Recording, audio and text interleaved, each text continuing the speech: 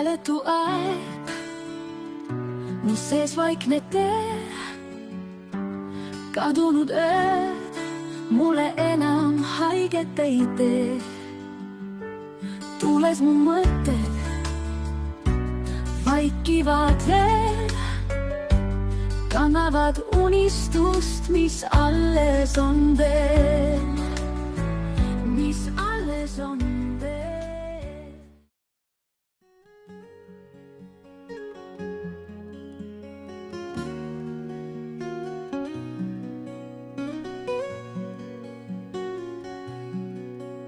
Peale Elena ülestunnistust loksus elu tagasi oma vaiksesse, peaaegu turvalisse rütmi.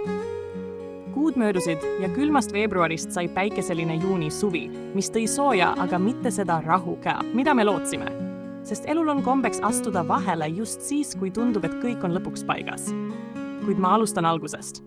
Naisest, kellega meie teed ristusid ja kelle lugu vajab sissejuhatust. Emma Mustlaan oli 35, kui tema maailm murdus. 3 aastat koos Dmitriga, lubadused, kihlasõrmus, unistus paremast homsest. Aga ühel päeval paremat enam ei tulnud. Ta nägi Juliat, poejuhatajat oma mehe kõrval, liiga lähedal, liiga mugavalt. Järgnes karjumine, süüdistused, uks pauguga kinni. Emma visati kodust välja, lukk vahetati, dokumendid kadusid. Ta jäi vihma kätte nagu võõras omaenda elus. Ta läks varju otsides vanasse mõisa. Külma, kergelt kõhedasse, aga siiski seina pakkuvasse. Ent siis saabus politsei, sest poodi oli öösel sisse murtud. Emma seisis äkki olukorras, mida keegi ei oska uneski ette näha, käed raudus, märg, värisev. Üle kuulamisruumis ootasid 2 meest. Teet Kalm, vaikne ja terane, pastakasalati hammaste taga. Ja Aapo Pärg, otsekohene musta huumoriga, aga heasüdamlikum kui esmapilgul paistab. Turvakaamera päästis Emma. Videos polnud tema nägu. Emma oli valel ajal vales kohas olnud. Enne lahkumist surus Aapo talle salaja paberipihku. Kui Kalm teada saab, närib ta rohkem kui pastaka, muigas ta. Paberil vaid nimi ja aadress. Agne Ateva. Poolõde. Emma istus bussi, tumeroheline tuulejope seljas. Taskus paberiservad niiskusest lokkimas, hinges sama palju hirmu kui lootust. Samal hommikul valgustas Agne kööki soe päeva algus. Mina kirjutasin tema sünnipäeva nimekirja, homme 7. juunil. Esimest korda ilma isata. Uksekell andis endast märku.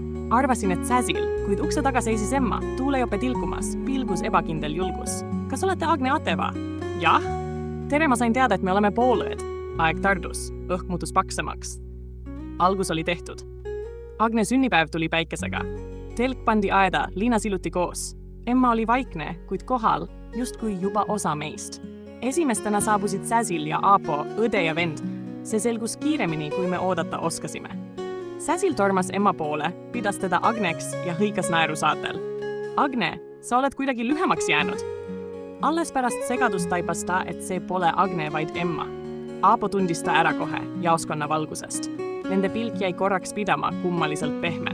Kui nimedest juttu tuli, puhkes Emma naerusaatel üle laua kulgev rõõm. Kujuta ette uksele koputamas, uurijad Kalm ja Pärg. Naer lendas üle laua nagu kevadine tuulepuhang. Õhtu kulges soojalt. Tuli Hanno, Agne süda muutus tema kõrval nähtavalt kergemaks.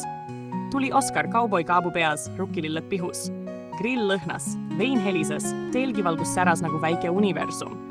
See õhtu tundus olevat kingitus.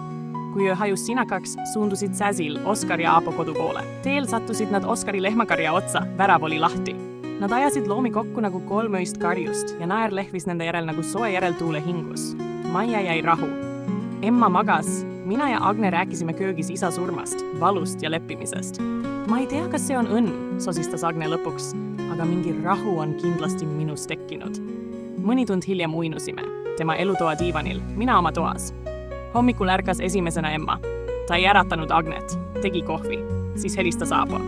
Tuled jalutama? Helis oli midagi, mitte ametlikku, mitte uurijalikku, inimlikku. Nad kõndisid mööda metsarada mere poole. Rannal seisis hallikas roheline plastikpaat ahter mere poole. Paadis aerud iste ja naine. Juuksed üle näo. Veri vaid serval, kaugelt vaikne, aga kõnekas. Emma karjatas. Aapo katsus pulssi ja vaikis. See vaikus ütles kõik.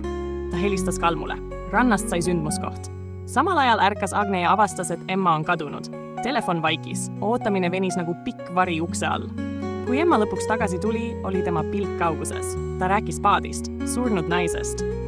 Juhusest, mis muutus millekski, mida keegi meist ei osanud ette näha.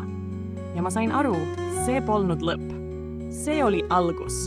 Peatükk, kus õed, uurijad ja meri on nüüd ühe joone peal ja mustad lained võivad peita rohkem, kui keegi meist tahaks uskuda. Jätkub.